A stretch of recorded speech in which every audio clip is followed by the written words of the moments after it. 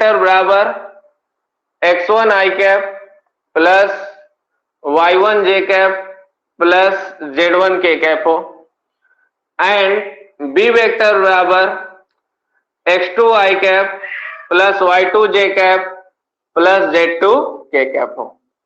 Then तो हम लोग बोलेंगे क्या, पहला नंबर में बोलेंगे यहां पर डियर स्टूडेंट्स ए वेक्टर प्लस बी वेक्टर, यानी कि अब हम लोग 2 पॉइंट्स या 2 वेक्टर स्पेस में हो तो उसका अलजेब्रा स्टडी करने जा रहे हैं, कैसे जोड़ेंगे, कैसे घटाएंगे, कैसे स्केलर मल्टीप्लिकेशन करेंगे। ठीक है, तो चलिए ध्यान से ए वेक्टर प्लस बी वेक्टर करना है, तो ध्यान से इसके एक्स कंपोनेंट को एक्स कंपोनेंट के साथ जोड़ेंगे, यानी कि बोलेंगे x1 plus x2 into I cap.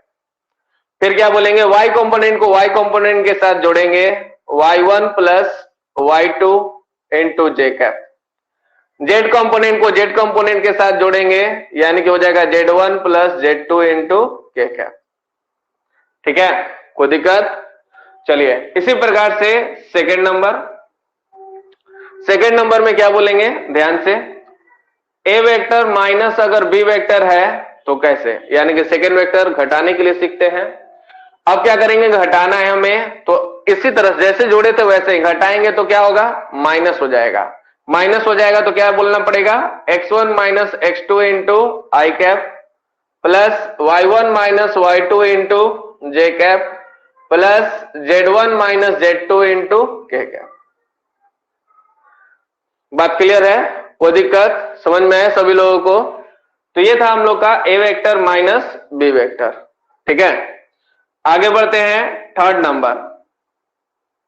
Third number में क्या सीखेंगे कि अगर कोई स्केलर के साथ मल्टीप्लाई कर दिया जाए, यानी के इंटू ए वेक्टर कर दिया जाए, तब क्या होगा, तो देखा जाए, समझा जाए।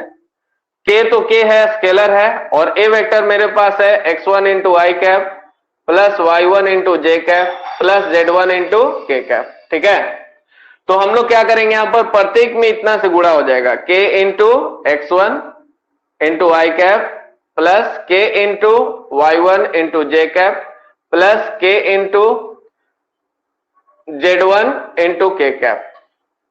ठीक है, तो यह इसका हो जाएगा स्केलर मल्टीप्लीकेशन। कोई दिक्कत हो तो कमेंट करें, कोई दिक्कत हो तो कमेंट करेंगे डियर स्टूडेंट्स। No, okay. चलिए फोर्थ नंबर में अगर इसी प्रकार से बोल दिया जाए A vector equal to B vector हो, तो अभी तुरंत हमने बताया यहां पर, यानी दोनों वेक्टर इक्वल हो तब, यानी क्या बोलेंगे, x1 into I cap plus y1 into J cap plus z1 into K cap. ठीक है, equal to x2 into I cap plus y2 into J cap plus z2 into K cap.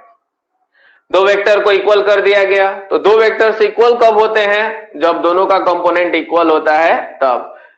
I cap के equal, I cap के coefficient के equal, यानी कि x1 equal to x2, J cap के coefficient के equal, यानी कि y1 equal to y2, और के कैप के कोफिशिएंट के इक्वल, यानी कि z कंपोनेंट के इक्वल, यानी z1 इक्वल टू z2 होगा तब। जब तक यह तीनों नहीं होगा तब तक हम लोग बोलेंगे यहां पर क्या, कि यह इक्वल नहीं है। एक भी फेल तो फेल, यानी कि इक्वल नहीं हो सकता है। ठीक है, कोई दिक्कत? कमेंट करेंगे।